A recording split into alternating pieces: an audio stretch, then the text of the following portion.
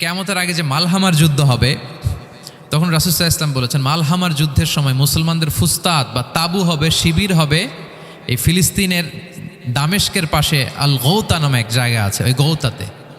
এবং ঈসা আলাইহিস সালাম এসে যে দাজ্জালকে হত্যা করবেন সেটাও ওই শামে। ফিলিস্তিনের বাবুল লুদ এখনও একটা জায়গা আছে, ওই জায়গাটার নাম এখনও বাবুল লুদ, ওখানে তিনি দাজ্জালকে হত্যা করবেন। এবং সেখানে একটা সাদা মিনারা আছে, ফেরেশতার পাখায় ভর করে ঈসা আলাইহিস সালাম তখন সেখানে নেমে আসবেন। ওই ফিলিস্তিনের ওই শাম দেশের ওই মিনারার পাশে তিনি এসে পৃথিবীতে তিনি নুজুল করবেন, নুজুল ঈসা আলাইহিস সালাম। তো তিন এবং জাইতুনের কসম করে বেসিকলি আল্লাহ তাআলা ঈসা আলাইহিস সালামের জন্মস্থানের কসম করেছেন। কারণ তিন এবং জাইতুন, ডুমুর এবং জলপাই, অলিভ কোন দেশে বেশি হয়? শাম দেশে। আওয়াজ করে বলেন কোন দেশে? বর্তমান ফিলিস্তিন এবং সিরিয়া, এবং ওই ভূখণ্ডে আল্লাহ নবী ঈসা আলাইহিস সালামের জন্মস্থান। তাহলে এই দুই ফলের কসম করে বেসিকলি আল্লাহ তাআলা ঈসা আলাইহিস সালামের জন্মস্থানের কসম করেছেন। ওনার প্রতি নাজিল হওয়া যে তাওরাত ইনজিল গ্রন্থ, এই রেভেলেশনের কসম করেছেন। আচ্ছা, এরপরে ওয়াতুরি সিনিন, সিনাই পর্বতের কসম। সিনাই পর্বত বা তুর পাহাড় হচ্ছে মিশরে অবস্থিত, আর মিশর হচ্ছে মুসা আলাইহিস সালামের জন্মস্থান। কার জন্মস্থান? মুসা আলাইহিস সালামের জন্মস্থান। তাহলে ওয়াতুরি সিনিন, তুর পাহাড়ের কসম বুঝিয়ে আল্লাহ তাআলা মূলত মুসা আলাইহিস সালামের জন্মস্থানের কসম করেছেন, যেখানে তাওরাত নাজিল হয়েছে। এরপরে ওয়াহাদাল বালাদিল আমিন, এ নিরাপদ শহর বলে আল্লাহ তাআলা মক্কা শহরকে বুঝিয়েছেন। আর মক্কা কার জন্মস্থান বলেন তো? মুহাম্মদুর রাসূলুল্লাহ সাল্লাল্লাহু আলাইহি ওয়াসাল্লাম, সাইয়্যিদুল মুরসালিন, খাতামুন নবিয়্যিন, রাহমাতাল লিল আলামিন, হাবিবুল্লাহ মুহাম্মদুর রাসূলুল্লাহ সাল্লাল্লাহু আলাইহি ওয়াসাল্লামের জন্মস্থান। তাহলে এই চারটা আয়াতে চারটা শপথের মধ্য দিয়ে মূলত আল্লাহ তাআলা ঈসা আলাইহিস সালামের জন্মস্থান, মুসা আলাইহিস সালামের জন্মস্থান এবং মুহাম্মদ সাল্লাল্লাহু আলাইহি ওয়াসাল্লামের জন্মস্থান, যেই তিনটা এলাকায় ভূখণ্ডে তিনটা মেজর ওহী নাজিল হয়েছে। এক তো ঈসা আলাইহিস সালামের কাছে নাজিল হয়েছে ইনজিল কিতাব, আরেকটা হচ্ছে তাওরাত। তাওরাত এমন কিতাব যে কিতাব দিয়ে হাজার হাজার নবীরা ফয়সালা করেছেন। বনি ইসরাইলের অনেক নবীর উপর কোনো কিতাব নাজিল হয়নি, তার মানে তারা রসুল ছিলেন না, তারা নবী। তারা সব কিছু তাওরাত দিয়েই ফয়সালা করতেন। আর রাসূল সাল্লাল্লাহু আলাইহি ওয়াসাল্লামের উপর কোরআন নাজিল হয়েছে। তার মানে প্রথম চারটি শপথ দিয়ে বেসিকলি ইনজিলের শপথ, তাওরাতের শপথ এবং কোরআনের শপথ। বুঝতে পেরেছেন সবাই? শুরুতেই সূরাতুত তিনের কয়েকটা আয়াত তেলাওয়াত করেছি। এটা কালামুল্লাহ মাজিদের 95 নম্বর সূরা। এই সূরাটা মক্কাতুল মুকাররমাতে নাজিল হয়েছে। এই সূরার আয়াত সংখ্যা 8টা।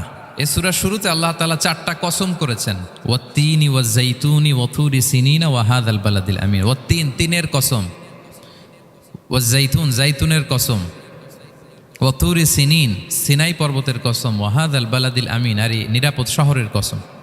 তো 4টা শপথ করেছেন বা আল্লাহ তাআলা কসম করেছেন। কসম দিয়ে আল্লাহ তাআলা কোরআনের অনেক সূরা শুরু করেছেন।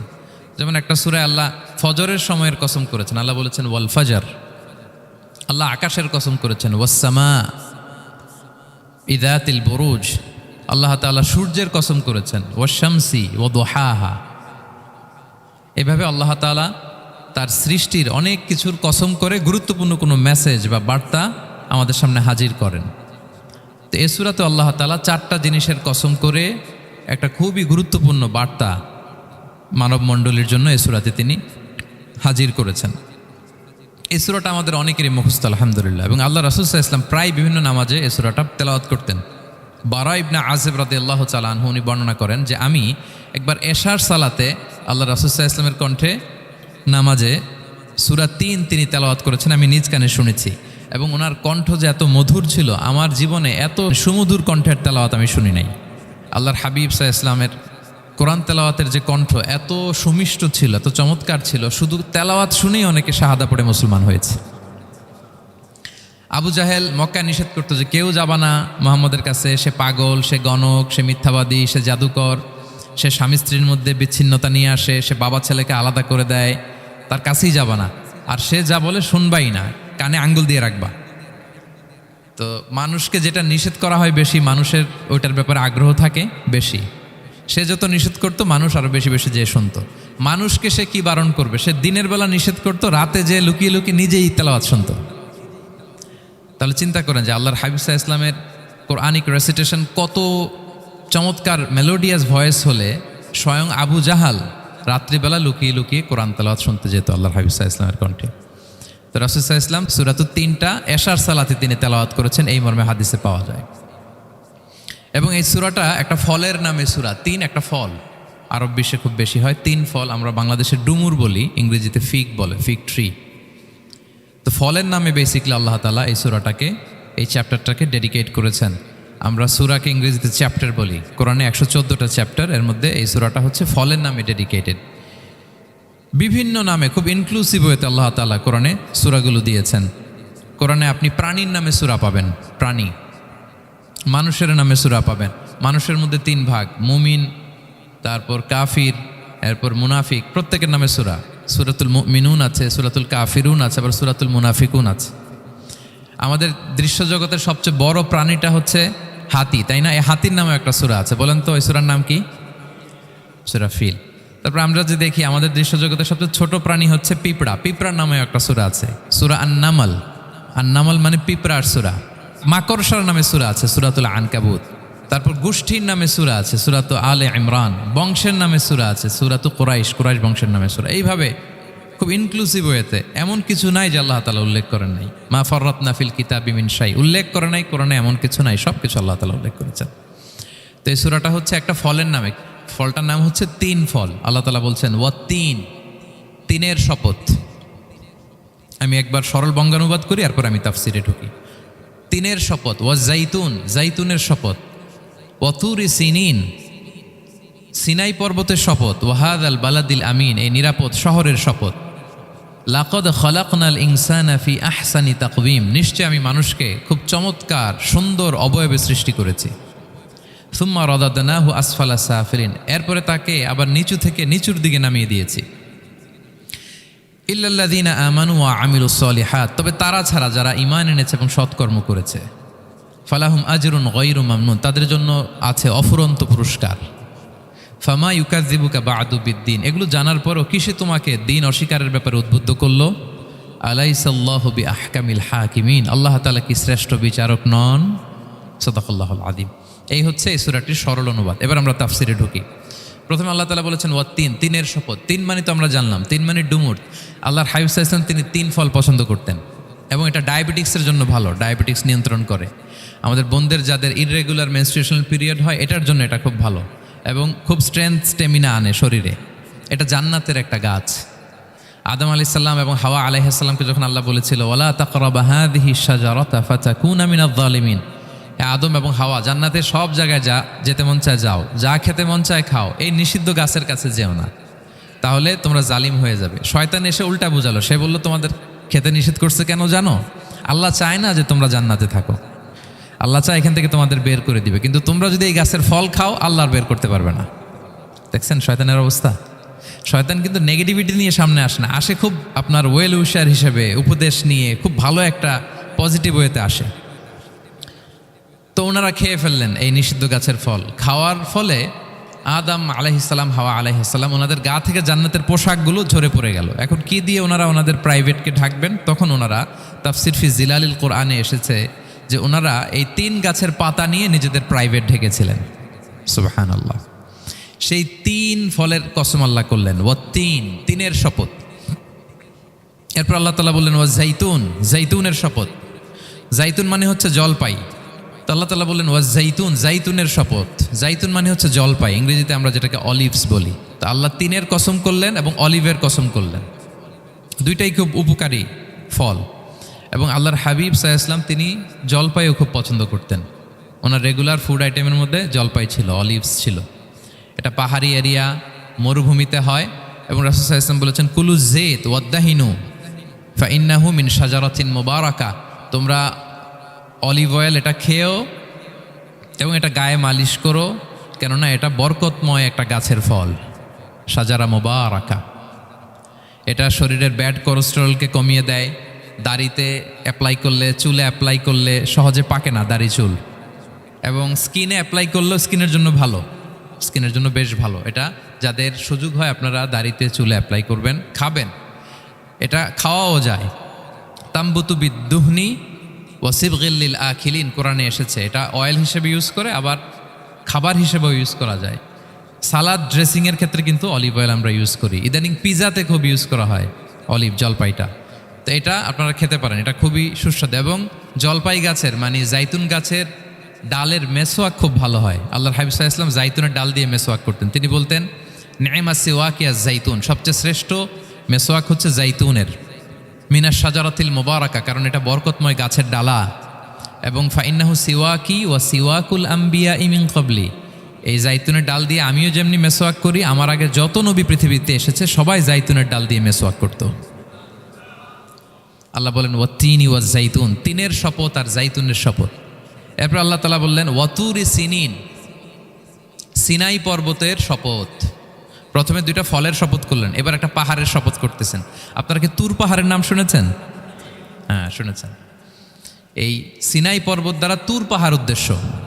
এটা মিশরের একটা পাহাড়, অনেক উঁচু, 2285 মিটার উঁচু।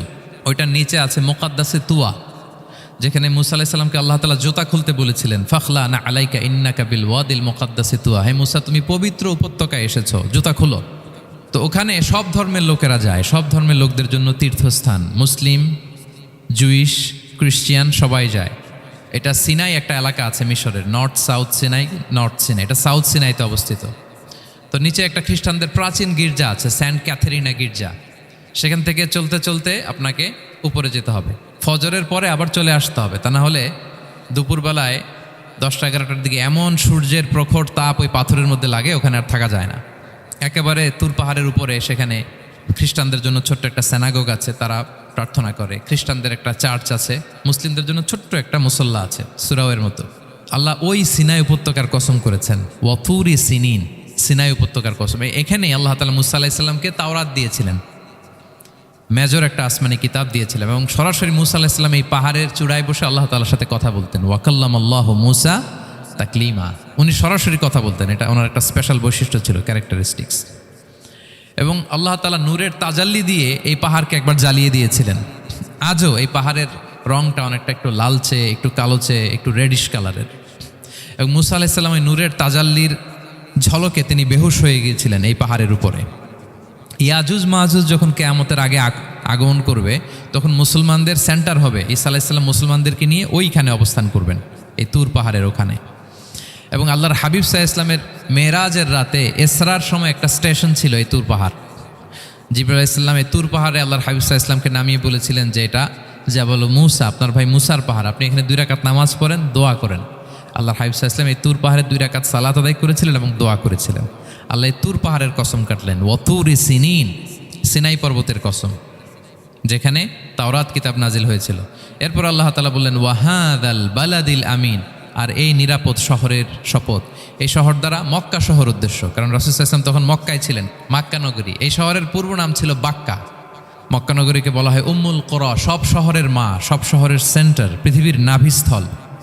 এবং আল্লাহ তাআলা বলেছেন মান দাখালাহু কানা আমিনা, এখানে যে প্রবেশ করবে সে নিরাপদ। হেরেমের মধ্যে কিন্তু কাউকে আক্রমণ করা যায় না, কোনো খুনিও যদি ঢুকে যায় অ্যাটাক করা যাবে না। তো জাহেলি যুগে এমনটা ঘটতো, কারোর সাথে কারো শত্রুতা হলে,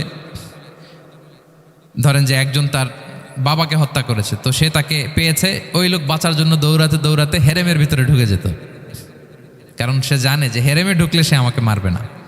তো পরে সে যখন হেরেম থেকে বেরোতো, আবার তার সাথে যুদ্ধ শুরু হতো।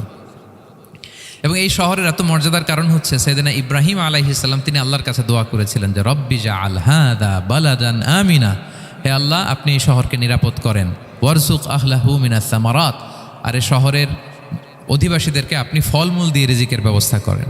এখনও দেখবেন যে সারা পৃথিবীতে যেই ফল নাই, মক্কাতে ওই ফল আছে। সারা পৃথিবী থেকে ফল ওখানে যায়। এবং মক্কার নেইবরিং সিটি তায়েফ, সেখানে অনেক ফল উৎপাদিত হয়, এখানে আসে। নিরাপদ শহর বালাদান আমিনা।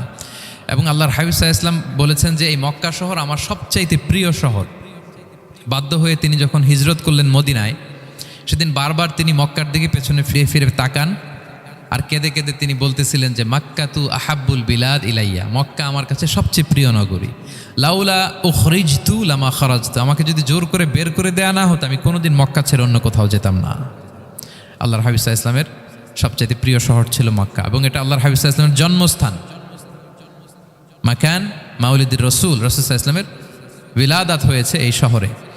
এবং এই শহরকে আল্লাহ বলেছেন মাসাবাতান লিন্নাসি ওয়া আমনা, মানুষের মিলনস্থল, কেন্দ্রস্থল। সারা পৃথিবী থেকে মানুষ ওখানে যায়। আপনি যে রমাদানে যদি মক্কায় যান, আল্লাহু আকবার, লক্ষ লক্ষ উমরা পালনকারী সেখানে, ইউরোপ থেকে, আফ্রিকা থেকে, অস্ট্রেলিয়া থেকে, এশিয়া থেকে, সারা পৃথিবীর মানুষের মিলনস্থল। ওখানে গেলে আপনি দেখবেন মাসাবাতান লিন্নাসি ওয়া আমনা, নিরাপদ জায়গা এবং মানুষের মিলনস্থল। এটা এখানে এমন মসজিদ আল্লাহ রেখেছেন কাবা ঘরের চারদিকে, এটাকে বলা হয় মসজিদুল হারাম, যে মসজিদে 1 রাকাত সালাত পড়লে 1 লক্ষ রাকাতের সওয়াব হয়। আল্লাহর ঘরকে কেন্দ্র করে তাওয়াফের নির্দেশ দেওয়া হয়েছে, ওয়ালিয়া তাওয়াফু বিল বাইতিল আতিক। পৃথিবীর কোনো ঘরকে তাওয়াফ করা যায় না, কোনো ঘরকে, এই একটা মাত্র ঘর যেটাকে এর চারদিকে এরকম তাওয়াফ করা যায়। তাহলে এই পবিত্র ঘর, পবিত্র মসজিদ যেই শহরে অবস্থিত, সেই শহরের কসম আল্লাহ করেছেন। আল্লাহ বললেন ওয়াহাদাল বালাদিল আমিন, এই নিরাপদ শহরের কসম, মানে মক্কা শহরের কসম।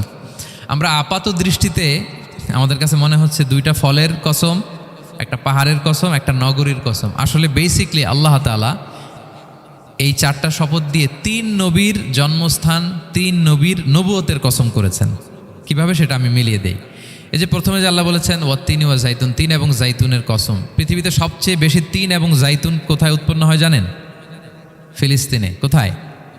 শাম দেশে, যেটা হাদিসের পরিভাষায় বলা হয় শাম, বর্তমান ফিলিস্তিন এবং সিরিয়া মিলে। 3 জাইতুন দিয়ে বেসিকলি আল্লাহ তাআলা ফিলিস্তিনের শপথ করেছেন, শাম দেশের শপথ, যেখানকার বেথলহামে ঈসা আলাইহিস সালাম, জেসাস ক্রাইস্ট, তিনি জন্মগ্রহণ করেছেন, ঈসা আলাইহিস সালামের জন্মস্থান। তাহলে 3 জাইতুনের শপথের মাধ্যমে মূলত আল্লাহ তাআলা ঈসা আলাইহিস সালামের জন্মস্থানের শপথ করেছেন, কারণ সেখান থেকে ওহী বিচ্ছুরিত হয়েছে, ওনার কাছে ইনজিল নাজিল হয়েছিল। এবং এই শামের মর্যাদার ব্যাপারে অনেক কথা আল্লাহর হাবিব সাল্লাল্লাহু আলাইহি ওয়াসাল্লাম তিনি বলেছেন। আল্লাহ রাসূল সাল্লাল্লাহু আলাইহি ওয়াসাল্লাম যখন মেরাজে যান, তখন মক্কা থেকে এই শাম দেশে ফিলিস্তিনের বাইতুল মাকদাসে রাসূল সাল্লাল্লাহু আলাইহি ওয়াসাল্লামকে নিয়ে যাওয়া হয়েছিল।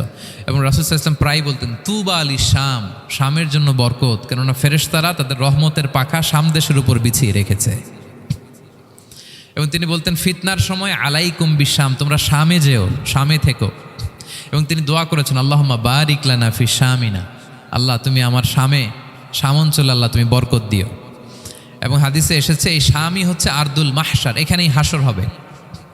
শাম অঞ্চলকে বিস্তীর্ণ করে এখানেই ময়দানুল মাহশার আল্লাহ তাআলা কায়েম করবেন, হাসরের ময়দান এখানেই হবে। এবং সেখানেই হচ্ছে সানিউল কিবলাতাইন, আমাদের আগের কেবলা কিন্তু বাইতুল মাকদাসের দিকে ছিল, যেটা শামে অবস্থিত, ফিলিস্তিনে বাইতুল মুকাদ্দাস, যেই মসজিদে নামাজ পড়লে 1 রাকাতে 500 রাকাতের সওয়াব।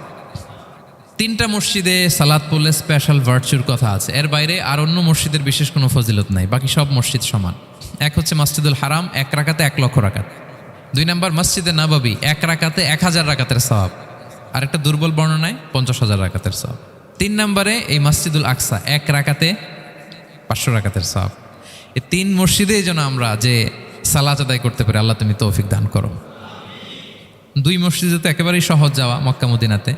বাইতুল মাকদাসের জন্য আমরা যেতে পারি, আল্লাহ তুমি সেই পরিস্থিতি আমাদের জন্য তৈরি করে দাও।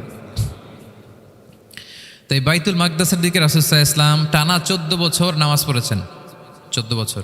প্রথম 13 বছর কোনো সমস্যা হয়নি মক্কায়, কারণ তখন কেবলা বাইতুল মুকাদ্দাস থাকলেও রাসূল সাল্লাল্লাহু আলাইহি ওয়াসাল্লাম সামনে রাখতেন কাবাকে, কেবলা বাইতুল মুকাদ্দাস, কিন্তু তিনি তো মক্কায় ছিলেন নবুয়তির প্রথম 13 বছর, সামনে কাবাকে রাখতেন, তারপরে টু দ্য ডাইরেকশন অফ বাইতুল মুকাদ্দাস। কিন্তু যখন মদিনায় গেলেন তখন তো আর কাবা নাই, তখন রাসূল সাল্লাল্লাহু আলাইহি ওয়াসাল্লাম কাবাকে মিস করতে আরম্ভ করলেন। আর প্রায় আল্লাহর কাছে কামনা করতেন, আমার বংশের গোড়া ইব্রাহিম আলাইহিস সালামের রুট যেখানে, আমার জন্মস্থান, সেই কাবার দিকে যদি আবার কেবলাটা ফিরিয়ে দেয়া হতো। কদ নারা তাকাল্লুবা ওয়াজহিকা ফিস সামা ফালানুওয়াল্লিয়ান্নাকা কিবলাতান তারদাহা। আল্লাহ আয়াত নাজিল করলেন, নবী আপনি আকাশের দিকে তাকিয়ে কি ভাবেন আমি বুঝি, আপনি চান কেবলার জন্য আমি মক্কার দিকে ঘুরিয়ে দেই। আল্লাহ তাআলা ঘুরিয়ে দিলেন। আল্লাহ বলেন ফাওয়াল্লি ওয়াজহাকা শাতরাল মসজিদিল হারাম, এখন থেকে মসজিদুল হারামের দিকে আপনি টু দ্য ডাইরেকশন অফ কেবলা নামাজ পড়বেন। কেবলা চেঞ্জ হয়ে গেল। তো মদিনায় যে 16-17 মাস, আর মক্কায় 13 বছর, মোট 14 বছর আল্লাহর হাবিব সাল্লাল্লাহু আলাইহি ওয়াসাল্লাম এই মসজিদুল আকসার দিকেই হয়েই তিনি নামাজ পড়েছেন। এটা আমাদের আগের কেবলা ছিল।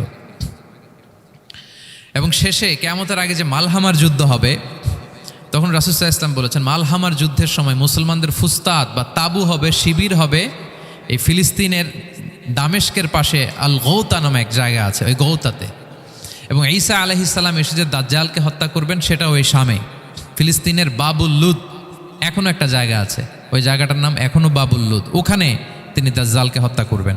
এবং সেখানে একটা সাদা মিনারা আছে, ফেরেশতার পাখায় ভর করে ঈসা আলাইহিস সালাম তখন সেখানে নেমে আসবেন।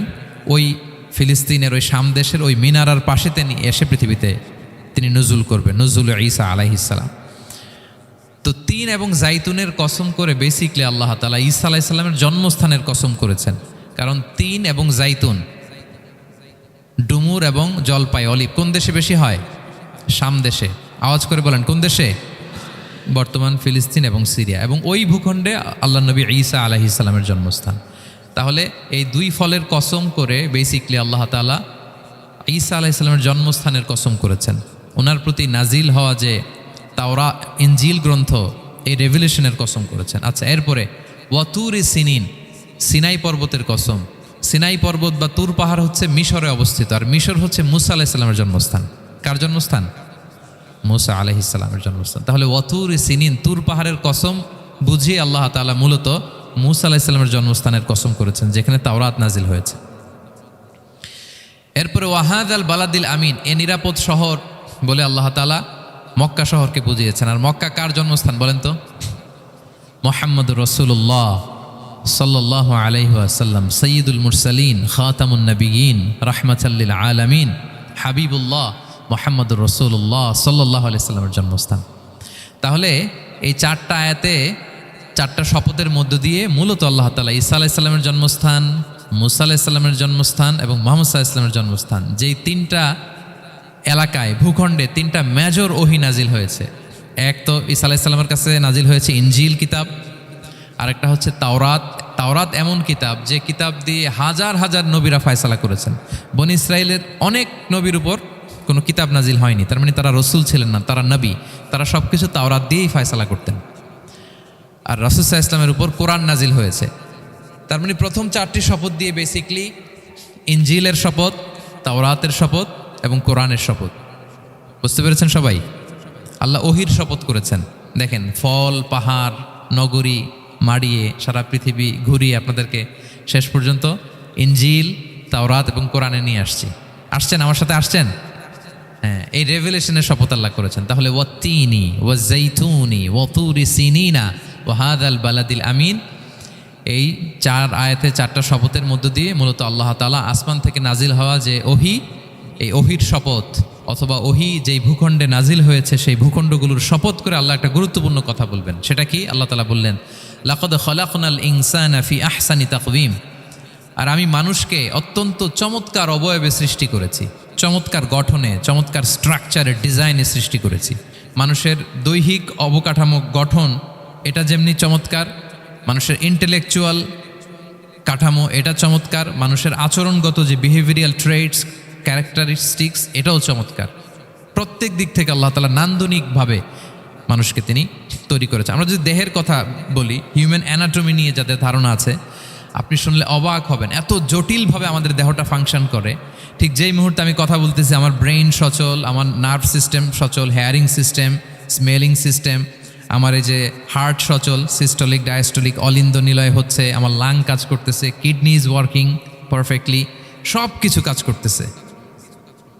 এত সূক্ষ্মভাবে আমাদের দেহটা কাজ করে, এটাকে ইংরেজিতে বলে মরফোলজি, আকৃতি সংক্রান্ত যে বিদ্যা। এটা নিয়ে যদি আপনি দেখেন যে মানুষের হাত কিভাবে কাজ করে, মানুষের পা কিভাবে কাজ করে, মানুষের হিউম্যান ব্রেইন কিভাবে কাজ করে, আপনি অবাক হবেন। এবং আল্লাহর যে সেট আপ, লাকাদ খালাকনাল ইনসানা ফি আহসানি তাকওয়িম, নিশ্চয় আমি মানব জাতিকে চমৎকার অবয়বে তৈরি করেছি। আপনি যদি অবয়বটা দেখেন, আমাদের স্ট্রাকচার এর চেয়ে সুন্দর করে আর তৈরি করা যেত না, এর চেয়ে সুন্দর আর হতে পারে না। যেখানে যা দেয়ার, মাথার চুল থেকে পায়ের নখ পর্যন্ত, আপনি একটা ডিজাইনে, স্ট্রাকচারে, সেট আপে আপনি ভুল ধরতে পারবেন না। যেখানে যেটা দরকার, আপনি একটু খেয়াল করে দেখেন যে এই যে আমাদের চোখ, চিকিৎসা বিজ্ঞান বলতেছে যে মানুষ 10 মিলিয়নেরও বেশি রং শনাক্ত করতে পারে। Human eyes can identify more than 10 million colours. 10 মিলিয়নেরও বেশি রং আমরা আমাদের চোখ দিয়ে শনাক্ত করতে পারি। সুবহানাল্লাহ, সুবহানাল্লাহ বিহামদি। আচ্ছা, চোখের সেট আপটা একটু যদি খেয়াল করেন, দেখেন আমার এই চোখ এখানে না থেকে এটা যদি জাস্ট 2 ইঞ্চি উপরে এখানে হইতো, এইটা যদি কপালে যদি আমাদের চোখ হইতো, কি অবস্থা হইতো বলেন তো? সিজদা দিতে পারতেন আল্লাহকে? বলেন, দিতে পারতেন? আচ্ছা, আমরা কিছু খাওয়ার সময় আমরা কি করি? ওইটা ভালো আছে কিনা, পচে গেল কিনা, স্মেলটা আগে দেখি, তারপরে খাই। দেখেন কত চমৎকার সেট আপ। একটু খেয়াল করেন, এই নাকের সেট আপ যদি এইখানে না থাকে, আমাদের নাক যদি পেছনে থাকতো, খাওয়ার সময় খাবারটা বাসি কিনা, ভালো আছে কিনা কি করতেন? লাকাদ খালাকনাল ইনসানা ফি আহসানি তাকওয়িম। আচ্ছা দেখেন, এই যে আমরা কান দিয়ে শুনি, এই যে কান পেঁচানো, মনে করেন না যে এমনি এমনি পেঁচানো, এই পেঁচানো, এটাই পথ না থাকলে আমরা শুনতেই পেতাম না।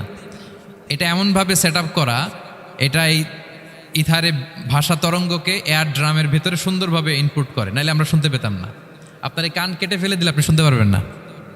এটা এইভাবেই যেতে হবে, সুরঙ্গটা এইভাবে তৈরি হইতে হবে। আচ্ছা দেখেন, আপনার কান, এই কান যদি এইখানে না থেকে আপনার ডান বগলের নিচে হইতো, বাম কান যদি বাম বগলের নিচে হইতো, তাহলে কি হইতো বলেন? আজকে আমার ওয়াজ কিভাবে শুনতেন বলেন দেখি, কিভাবে শুনতেন? বুদ্ধি আছে বলে যে হুজুর এইভাবে শুনতাম। সুবহানাল্লাহ, সুবহানাল্লাহ। লাকাদ খালাকনাল ইনসানা ফি আহসানি তাকওয়িম। আমি মানুষকে সবচেয়ে সুন্দর সর্বোত্তম গঠনে তৈরি করেছি। দেখেন, কান দুটো ওইখানে থাকলে কথা শুনতে হইলে হাত উঁচু করে রাখা লাগতো। আল্লাহ, আপনি একটা একটা অঙ্গ দেখেন, ঠিক যেখানে যেটা যেভাবে সেট করা দরকার, আল্লাহ তাআলা দয়া করে অনুগ্রহ করে ঠিক সেভাবে তিনি সেট করেছেন। আমাদের চেহারার মধ্যে দেখেন এক একজনের এক এক রং। ওয়াখতিলাফু আলসিনাতিকুম ওয়া আলওয়ানিকুম ইন্না ফি যালিকা লাআয়াতুন লিল আলিমিন। আল্লাহ বলেন, তোমাদের ভাষার ভিন্নতা দিয়েছি, তোমাদের গায়ের রঙের ভিন্নতা, একজনের চেহারার সাথে আরেকজনের মিল নাই, একজনের ফিঙ্গারপ্রিন্টের সাথে। আয়াহসাবুল ইনসানু আল্লান নাজমাআ ইযামা বালা কাদিরিনা আলা আন নুসাউইয়া বানানা। মানুষ ভেবেছে সে মারা গেলে তাকে আমি তার অস্থি, মজ্জা, হাড়, গোশত, চামড়া জোড়া লাগাতে পারবো না। আরে তার আঙ্গুলির অগ্রভাগ পর্যন্ত আমি সুবিন্যস্ত করে আমার কাছে রেখে দিয়েছি, ফিঙ্গারপ্রিন্ট। আমাদের ফিঙ্গারপ্রিন্টগুলো আল্লাহর কাছে সংরক্ষিত, একজনের ফিঙ্গারপ্রিন্টের সাথে আরেকজনেরটা মেলে না। এই যে আমার 10 আঙ্গুলে 10টা ফিঙ্গারপ্রিন্ট, পায়েরগুলো হচ্ছে ফুটপ্রিন্ট, একটার সাথে আরেকটা মিলে। আমার এটার সাথে এটা মিলবে বলেন? আমার সাথে আপনারটা মিলবে? বর্তমানে পৃথিবীতে কত কোটি মানুষের বসবাস বলেন? এই যত মানুষ পৃথিবীতে আছে, একজনের আঙ্গুলের ছাপের সাথে, এই যে বায়োমেট্রিক্যাল অথেন্টিকেশন যে আমরা করি, একজনের ফিঙ্গারপ্রিন্টের সাথে আরেকজনের ফিঙ্গারপ্রিন্টের মিল নাই। একজনের ফুটপ্রিন্টের সাথে ফুটপ্রিন্ট মিল, ইভেন একজনের আই প্রিন্টের সাথে। আমাকে একজন ওনার হসপিটালে নিয়ে গেল ঢাকায়, তো উনি ওনার দরজা খুলতেছে আই প্রিন্ট দিয়ে, মানে উনি না গেলে খুলে না। উনি আর ওনার খুব কাছের স্টাফ, এটা গুরুত্বপূর্ণ একটা অফিস, তো উনি চোখ দিল, আই প্রিন্ট নিল, এরপরে দরজা খুলে যাচ্ছে। দেখেন, একজনের আই প্রিন্টের সাথে আরেকটা আই প্রিন্ট মেলে না। সুবহানাল্লাহ। প্রিয় ভাইরা, একজনের ফিঙ্গারপ্রিন্টের সাথে আরেকজনের ফিঙ্গারপ্রিন্টের কোনো মিল আছে পৃথিবীতে? ফুটপ্রিন্টের সাথে, আই প্রিন্টের সাথে। কারণ ডিজাইনারটা কে বলেন তো? হুয়াল্লাযী ইউসাউবিরুকুম ফিল আরহামি কাইফা ইয়াশা। মায়ের পেটে থাকতেই আল্লাহ তাআলা এগুলো ডিজাইন করে দিয়েছেন। আমি কেমন হব, আমার বৈশিষ্ট্য কেমন হবে, এই যে আমি যে আমার বাবা দাদা 14 পুরুষের ডিএনএ বয়ে বেড়াই, এগুলো সব নিয়ে আমার বৈশিষ্ট্য, আমার কণ্ঠস্বর, আমার ক্যারেক্টারিস্টিক্স, আমার ফিচার কেমন হবে, সব তিনি আল্লাহ তাআলা মায়ের পেটে থাকতেই ডিজাইন করে দিয়েছেন। সুবহানাল্লাহ। আল্লাহ বলছেন, লাকাদ খালাকনাল ইনসানা ফি আহসানি তাকওয়িম। প্রিয় ভাইরা, কসম করার পরে আল্লাহ যে কথাটা বলেন, এটা অনেক গুরুত্বপূর্ণ, খুবই গুরুত্বপূর্ণ বার্তা। আল্লাহ চারটা কসম করে, তিনটা নবীর জন্মস্থানের শপথ করে তিনি বললেন, লাকাদ খালাকনাল ইনসানা ফি আহসানি তাকওয়িম। নিশ্চয় আমি অত্যন্ত চমৎকার আকৃতিতে মানুষকে তৈরি করেছি। মানুষের গঠন এরকম, মাথা থেকে পা পর্যন্ত। আমি তো দু একটার কথা বললাম, চোখ, নাক, কান। আপনি একটা একটা করে যদি ধরেন, আমাদের হেয়ারিং সিস্টেম কীভাবে কাজ করে, হেয়ারিং নার্ভ কীভাবে কাজ করে, আমাদের সেন্সেশন কীভাবে কাজ করে, আমাদের ব্রেন কীভাবে কাজ করে। আমাদের এক একজনের ব্রেন 1.5 কেজি ওজন, 3 পাউন্ডের মতো একটা সুস্থ মানুষের অ্যাভারেজ ব্রেনের ওজন। এই ব্রেনের মেমোরি হচ্ছে 2.5 মিলিয়ন গিগাবাইট। আপনার মোবাইলে স্পেস কত বলেন, মেমোরি কত? হ্যাঁ, 512 জিবি। আর আমার আর আপনার ব্রেইনের যে মেমোরি, এই মেমোরি হচ্ছে 2.5 মিলিয়ন গিগাবাইটস। আল্লাহ, এই যে প্রতি মুহূর্তে আমাদের নিউরন কানেক্টিভিটি হচ্ছে, ব্রেনের স্নায়ুগুলোর যত কানেক্টিভিটি হয়, যত আমরা চিন্তা করে ব্রেনকে খাটাই, নতুন নতুন জিনিস আমরা তৈরি করতে পারি। এবং এমনভাবে আল্লাহ তাআলা এমন সফিস্টিকেটেড ব্রেইন আল্লাহ মানুষকে দিয়েছে, মানুষ পারে না এমন কিছু নাই। মানুষ যা কল্পনা করতে পারে, মানুষ তা করে দেখাতে পারে। এজন্য আমাদের কল্পনার জানালাটাকে বড় করতে হবে। আই রিপিট, মানুষ যা কল্পনা করতে পারে, ইমাজিন করতে পারে, সেটা মানুষ করে দেখাতে পারে। ওই ক্যাপাসিটি দিয়ে আল্লাহ তাআলা মানুষকে তৈরি করেছেন। সুবহানাল্লাহ, সুবহানাল্লাহ। লাকাদ খালাকনাল ইনসানা ফি আহসানি তাকওয়িম। এই ব্রেনকে খাটিয়ে মানুষের কত ইনভেনশন, কত ডিসকভারি, মানুষ সভ্যতার পর সভ্যতা বিনির্মাণ করেছে। চোখ ধাঁধানো মানুষের আবিষ্কার তাক লাগিয়ে দিয়েছে গোটা বিশ্বে একটার পর একটা করে। আল্লাহ এমনভাবে মানুষকে তিনি তৈরি করেছেন। লাকাদ খালাকনাল ইনসানা ফি আহসানি তাকওয়িম। চমৎকার অবয়বে, তার দৈহিক অবয়ব যেমনি সুন্দর, তার বুদ্ধিগত, তার চিন্তাগত, তার ইন্টেলেক্ট এটাও তেমন সুন্দর, এটাও তেমন চমৎকার। পৃথিবীর কোনো প্রাণীকে আল্লাহ তাআলা এরকম হিউম্যান ব্রেনের মতো এরকম সফিস্টিকেটেড ব্রেন দিয়ে, ইন্টেলেক্ট দিয়ে তৈরি করেনি। এজন্য সব প্রাণী থেকে মানুষ আলাদা। সব প্রাণী থেকে মানুষের চিন্তা, বিবেক, বুদ্ধি এগুলো আলাদা। তাহলে দেখেন, মানুষের শ্রেষ্ঠত্ব মূলত এগুলোর দ্বারা। মানুষ যদি তার চিন্তা, বিবেক, বুদ্ধি খাটায়, সে শ্রেষ্ঠ হয়ে যায়। আমি একটা কথা প্রায় বলি যে মানুষ যদি ভালো হয় সে ফেরেশতার চেয়েও ভালো, আর মানুষ যদি খারাপ হয় সে পশুর চেয়েও নিকৃষ্ট। আল্লাহ বলেন উলাইকা কাল আনআমি বাল হুম আদাল লাহুম কুলুবুল লা ইয়াফকাহুনা বিহা ওয়া লাহুম আ'য়ুনুল লা ইউবসিরুনা বিহা ওয়া লাহুম আযানুল লা ইয়াসমাউনা বিহা উলাইকা কাল আনআমি বাল হুম আদাল। তাদের হৃদয় আছে, ওটা দিয়ে অনুধাবন করে না সত্যকে। চোখ আছে, ওটা দিয়ে সে সত্যটা দেখে না। কান আছে, হকের কথা শোনে না। উলাইকা কাল আনআম, আল্লাহ বলেন তারা প্রাণীর মতো, চতুষ্পদ জন্তুর ন্যায়। শুধু অতটুকুই না, বালহুম আদাল, তারা তার চেয়েও নিকৃষ্ট, তার চেয়েও নিকৃষ্ট। তাহলে মানুষ ভালো হলে সে ফেরেশতাকে ছাড়িয়ে যায়, আর মানুষ নিকৃষ্ট হলে সে পশুত্বকে হার মানায়। কথা বুঝতে পেরেছেন? মানে আমরা ভালো হলে সবচেয়ে ভালো, খারাপ হলে সবচেয়ে খারাপ। একটা পশু আর একটা পশুকে হত্যা করে কেটে 20 টুকরা করছে, এরকম কোনো নিউজে আসছে কোনো দিন? কিন্তু আশরাফুল মাখলুকাত মানুষ তার মতো রক্তে মাংসে গড়া আরেকটা মানুষকে নির্মমভাবে হত্যা করে কেটে 20 টুকরা করে বস্তাবন্দি করে ডোবার মধ্যে ফেলে রাখছে, এরকম নিউজ আছে না বলেন? আছে। মানুষ তার মতো একটা মানুষকে নির্মমভাবে হত্যা করে। এরকমও তো আছে যে কেরোসিন দিয়ে তার মতো আরেকটা মানুষকে সে জ্বালিয়ে দিয়েছে, আছে না নাই বলেন? গ্রামের পর গ্রাম জ্বালিয়ে দেয়, জনপদের পর জনপদ ধ্বংস করে দেয়, বোমা মেরে শহর উড়িয়ে দেয়। লিটল বয় মেরেছিল আমেরিকান সোলজাররা জাপানের হিরোশিমা শহরের উপর। আমি হিরোশিমা তো গত বছর ভিজিট করে আসলাম, আমি নিজে দেখে এসেছি যে এখানে বোমটা মেরেছে। মুহূর্তের মধ্যে পুরো শহর ভ্যানিশ, এমন রেডিয়েশন। তো যেই আমেরিকান পাইলট বোমা মারতেছে সেও মানুষ, সেও কি? আর যাদেরকে ধ্বংসের জন্য এই লিটল বয় মারলো হিরোশিমাতে আর ফ্যাটম্যান মারলো নাগাসাকিতে, এরাও কি? তাহলে দেখেন, মানুষ তার মতো আরেকটা মানুষকে এরকম মেরে টুকরো টুকরো কুচি কুচি করতে সে দ্বিধাবোধ করে না। আল্লাহ, মানুষ গণহত্যা চালায়, জেনোসাইড। এই যে আমাদের বাংলাদেশে তো কিছুদিন আগে হলো গণহত্যা, হেলিকপ্টার থেকে গুলি করে বাচ্চা মেরে ফেলতেছে। কার বাচ্চা, কার কলিজার টুকরা সন্তান, ডোন্ট কেয়ার। জনগণের টাকায়, ট্যাক্সের টাকায় কেনা বুলেট, হেলিকপ্টার দিয়ে জনগণকে, ছাত্রদেরকে হত্যা করা হয়েছে। দেখেন, সেও মানুষ। যারা হত্যা করতেছে, গণহত্যা, জেনোসাইড চালিয়েছে, তারাও মানুষ। তাহলে মানুষ যদি খারাপ হয়, মানুষের চেয়ে খারাপ আর কেউ হয়? আর মানুষ ভালো হলে মানুষের চেয়ে ভালো কেউ হতে পারে? মানুষ এমন জায়গায় যেতে পারে যেখানে ফেরেশতারাও যেতে পারে না। জিবরাইল আলাইহিস সালামের যাওয়ার সীমানা যেখানে শেষ, মুহাম্মদ সাল্লাল্লাহু আলাইহি ওয়াসাল্লামের ঊর্ধ্ব জগতের কাহিনী সেখান থেকে শুরু। আল্লাহু আকবার। তাহলে মানুষ ভালো হলে ফেরেশতাকে ছাড়ায়, মানুষ খারাপ হলে পশুত্বকে হার মানায়। So the decision is yours. রাস্তা দুইটা, আপনি কোন দিকে যাবেন? আপনি কি ডান দিকে জান্নাতের পথে যাবেন নাকি বাঁ দিকে জাহান্নামের পথে যাবেন? সিদ্ধান্ত আপনার। আল্লাহ তাআলা বললেন লাকাদ খালাকনাল ইনসানা ফি আহসানি তাকওয়িম। আমি মানুষকে চমৎকার আকৃতিতে তৈরি করেছি। হাতের মেকানিজম কি, পায়ের মেকানিজম কি, আমার চেয়ে আপনারা ভালো জানেন। এগুলো ঘন্টার পর ঘন্টা আপনি বলতে পারবেন যে কেমনভাবে আল্লাহ তাআলা তৈরি করেছেন।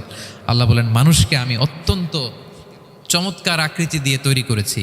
তার সৃষ্টিগত কাঠামো, তার বুদ্ধিবৃত্তিক কাঠামো, তার চিন্তাগত কাঠামো, তার আচরণগত কাঠামো, তার নৈতিকতায় তাকে এমন উচ্চ মর্যাদার আসন আমি দিয়েছি, এটা যদি সে অ্যাচিভ করে, বিলং করে, তাহলে তার চেয়ে শ্রেষ্ঠ কেউ আর হতে পারে।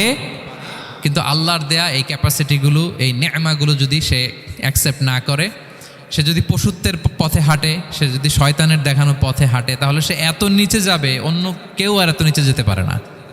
মানুষ যত নিচে যেতে পারে, ফেরেশতারাও অত নিচে যেতে পারবে না, জিন জাতিও পারবে না, কোনো প্রাণীর পক্ষে যাওয়া সম্ভব না। তাহলে মানুষকে আল্লাহ তাআলা এমন সফিস্টিকেটেড ওয়েতে তৈরি করেছেন, চাইলে সে সবার উপরে যেতে পারে। আবার চাইলে আল্লাহর দেয়া নেয়ামতগুলোকে যদি সে ভিন্ন খাতে প্রবাহিত করে, সে সবচেয়ে নিকৃষ্ট হতে পারে। সেটাই আল্লাহ বললেন সুম্মা রাদাদনাহু আসফালা সাফিলিন, এরপরে তাকে আমি হীন থেকে হীনতর করেছি, নিচ থেকে আরো নিচে নিয়েছি। সে যখন ঈমান আনে না, সে যখন সৎকর্ম করে না, সে যখন আল্লাহর শেখানো আল্লাহর দেখানো রাস্তায় সে চলে না, সে যখন তার নফসের কথা শুনে, সে যখন তার প্রবৃত্তির গোলাম সাজে, সে সবচেয়ে নিকৃষ্ট হয়। আসফালা সাফিলিন মানে একেবারে নিচে, এর নিচে আর নাই। আল্লাহ বলেছেন ইন্নাল মুনাফিকিনা ফিদ-দারকিল আসফালি মিনান নার, সেখানে আল্লাহ আসফাল বলেছেন। মুনাফিকরা জাহান্নামের একেবারে তলদেশে থাকবে। তাই মানুষ যদি ঈমান আর সৎকর্মের বলে বলিয়ান না হয়, সে এত খারাপ হয়, কেউ এত নিচে যেতে পারে না। বলেন, মানুষ যত নিচে যেতে পারে, জিন তত নিচে যেতে পারবে? ফেরেশতারা পারবে না। আর মানুষ যত উপরে যেতে পারে, ফেরেশতারা এত উপরে যেতে পারবে না। সো দুইটারই সুযোগ আপনার আছে। সুম্মা রাদাদনাহু আসফালা সাফিলিনের দুইটা ব্যাখ্যা। কোনো মুফাসসির বলেছেন যৌবনের পর, যৌবনে থাকে শক্তিশালী, বার্ধক্যের সময় যখন সে নুয়ে যায়, ছোট হয়, সে একেবারে দুর্বল হয়ে যায়, সেটা বোঝানো হয়েছে। আর অন্যান্য মুফাসসিরিন একরাম বলেছেন না, আল্লাহর দেওয়া এই নে'মা ক্যাপাসিটি যখন সে সঠিক পথে কাজে লাগায় না, সে যখন প্রবৃত্তির অনুসরণ করে, সে তখন এত খারাপ হয়, এত নিচ থেকে নিচুতর হয়, এত হীন থেকে হীনতর হয়, তার চেয়ে হীনতর আর কেউ তখন হতে পারে না। সেখান থেকে বাঁচার দুটি রাস্তা আল্লাহ বলেছে। আল্লাহ বলছেন ইল্লাল্লাযীনা আমানু ওয়া আমিলুস সলিহাত, তবে যারা ঈমান আনে এবং সৎকর্ম করে তারা ছাড়া। তারা ওই নিচু থেকে নিচুতর নয়, তারা শ্রেষ্ঠতর। ঈমান এবং সৎকর্ম, ঈমান এবং আমলে সালেহাত। কোরআনের অনেক জায়গায় আপনি আয়াতটা পাবেন, ইন্নাল্লাযীনা আমানু ওয়া আমিলুস সলিহাতি কানাত লাহুম জান্নাতুল ফিরদাউসি নুজুলা, নিশ্চয়ই যারা ঈমান এনেছে সৎকর্ম করেছে তাদের জন্য আমি জান্নাতে ফেরদাউস রেখে দিয়েছি। আল্লাহ বলেন তারা নিকৃষ্ট হবে না যারা ঈমান এনেছে সৎকর্ম করেছে। যারা কি এনেছে? ঈমান, আর কি করেছে? সৎকর্ম করেছে। ইল্লাল্লাযীনা আমানু, যারা ঈমান এনেছে সৎকর্ম করেছে, ফালাহুম আজরুন গায়রু মামনুন, তাদের জন্য রয়েছে অফুরন্ত পুরস্কার, মানে জান্নাত। তাদের জন্য কি? ওই জান্নাতে যেতে আমরা চাই কি চাই না বলেন? রাস্তা কয়টা? এটা চলে গেছে ডান দিকে, এটার গন্তব্য হচ্ছে ডেস্টিনেশন জান্নাতুল ফেরদাউস। আর এটা শয়তানের পথ, এটা আপনার প্রবৃত্তির দেখানো পথ, এটা চলে গিয়েছে জাহান্নামে। So now the decision is years. আপনার ডিসিশন, কোন দিকে যাবেন, ডানে না বায়ে? জান্নাতে না জাহান্নামে? জান্নাতে যেতে চাই আমরা। ফালাহুম আজরুন গায়রু মামনুন, তাদের জন্য আছে অফুরন্ত নেয়ামত, অফুরন্ত পুরস্কার। আমরা যেন সেই পুরস্কার লাভে ধন্য হতে পারি, আমরা সবাই বলি আমিন। আল্লাহ বলেন এইভাবে চারটা কসম করার পরে, এত গুরুত্বপূর্ণ বার্তা হাজির করার পরে, তোমার ঘুমন্ত বিবেককে জাগিয়ে তোমাকে বার্তা দেওয়ার পরেও কিভাবে তুমি অস্বীকার করতে পারো আখিরাতকে? ফামা ইউকাযযিবুকা বা'দু বিদ্দিন, এরপরেও কোন বিবেকে, কোন আকলে, কোন সাহসে তুমি কর্মফল দিবসকে অস্বীকার করো? কোন সাহসে? এখানে দিন দ্বারা উদ্দেশ্য কর্মফল। ভালো করলে যে ভালো পাবে, খারাপ করলে যে খারাপ পাবে, দিনের অনেক অর্থ, এটার তাফসিরে গেলে সময় কুলাবে না। ফামা ইউকাযযিবুকা বা'দু বিদ্দিন, এরপরেও কর্মফলকে অস্বীকার করার সাহস তুমি কোত্থেকে পাও? কিসে তোমাকে উদ্বুদ্ধ করে কর্মফল দিবসকে অস্বীকার করতে? আলাইসাল্লাহু বিআহকামিল হাকিমিন, আল্লাহ তাআলা কি শ্রেষ্ঠ বিচারক নন? সূরা আবু দাউদে আল্লাহর হাবিব সাল্লাল্লাহু আলাইহি ওয়াসাল্লাম বলেন, কেউ যদি সূরাতুত তিন তেলাওয়াত করে, করতে করতে যদি শেষ আয়াতে চলে আসে, আর সে যখন পড়ে আলাইসাল্লাহু বিআহকামিল হাকিমিন, আল্লাহ তাআলা কি শ্রেষ্ঠতম বিচারকদের মধ্যে সর্বশ্রেষ্ঠ বিচারক জাজ নন?